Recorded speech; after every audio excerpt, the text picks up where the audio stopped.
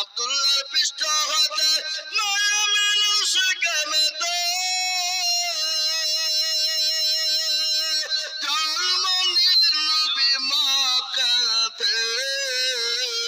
আজ নবী গো আমার বানায়া বাজার হিজরত করিয়া চলেন মদিনায়। আজ নবী গো আমার গড়ায়া বাজার হিজরত করিয়া চলেন মদিনায়। নবী বলে হযরত আলী আছে বিছানা খালি, নবী বলে হযরত আলী আছে বিছানা খালি, আমার বিছানায় শুয়ে যাও।